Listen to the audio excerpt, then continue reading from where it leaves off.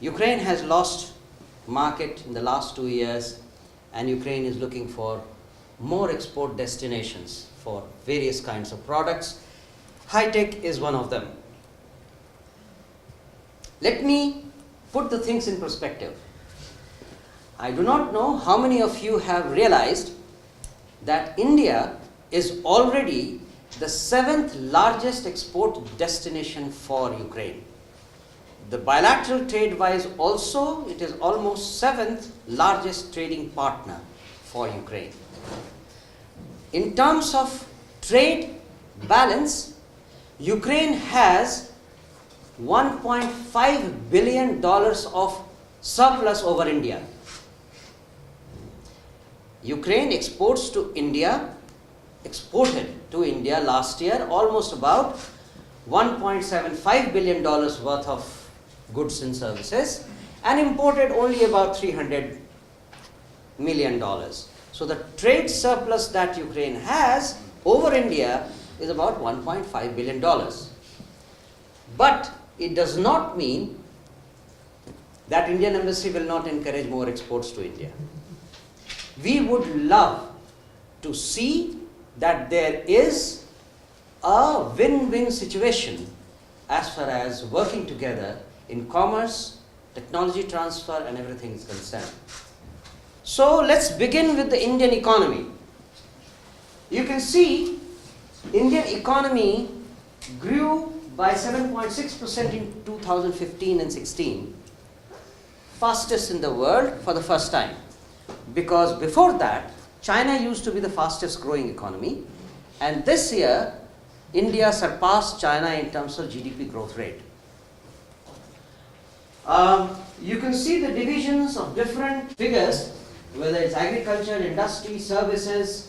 FDI was $55 billion in 15-16. Foreign exchange reserve is $360 billion. Current account deficit, etc. Employment rate is 4.9%. Total export is about $262 billion, and import is $380 billion.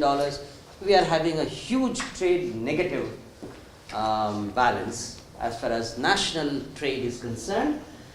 But that, again, I say, is not to our disadvantage, because Government of India is aware of it and is making all steps to increase our own industrial production high, so that our exports grow as well as our imports are tailored to meet our export needs. So even with all these figures, if Indian GDP grew by 7.5%, 7.6% in 2015-16, it is quite remarkable. And also, as all of you know, with the second largest population in the world of $1.25 billion, and the world's biggest democracy and the most chaotic democracy, we are still surviving and doing well. That is the main achievement and uniqueness of India. And that is one of the points which I would like people in Ukraine, decision makers in Ukraine, technology holders in Ukraine to notice. Because the same problems exist here as well. On a smaller scale, but you also are a democratic country. You are also the largest in terms of area in Europe. You also have a 44 million population, which is almost 100% well educated. There are a lot of similarities, and there is a lot that India and Ukraine can do together, learn from each other, and prosper together. So, India, 1.25 billion population. 65% of this population is less than 35 years of age. 65% of India's population is nearly 810 million. 810 million people in India are less than the age of 35 years. It's larger than any country in the world, and at least 2.5 times than the next largest country, which is USA.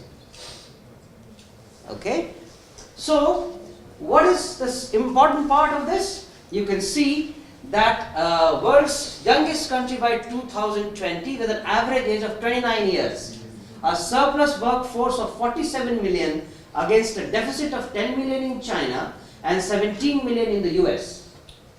By 2030, India's workforce will have an average age of 32 years. In comparison, during the same period, the average age is expected to be 43 years in China and 39 years in the US. Now, young demography is a window of opportunity. How? To improve labor productivity, to increase domestic production, to enhance revenue from services, to increase savings, etc., etc., and etc. Now, what I am drawing your attention to these general features is to indicate opportunities. And when I started with that export deficit that India has vis-a-vis Ukraine, the point that I am trying to arrive at is, in today's world, direct export of goods and services is just one component of total commercial relationship between two countries. There are lots of possibilities, and I have been here for long enough, 1 year, 5 months approximately. I have visited many regions, I have visited many factories, I have visited many technology holder institutions and people. I see that there is a possibility of tying up so that there is absolutely no need to only concentrate on export of goods to India. You can export technology and earn royalties in a huge amount. And the things that I have seen here today in this Hub 4.0 itself gives me enough hope that there are a large number of startup companies here who are having good technologies and they are looking for a market. You can compare a market of 44 million in Ukraine or nearly 350 million in Europe with 1.25 billion in India. And you can see where your advantage lies. Any technology that you have and you want to exploit, try India.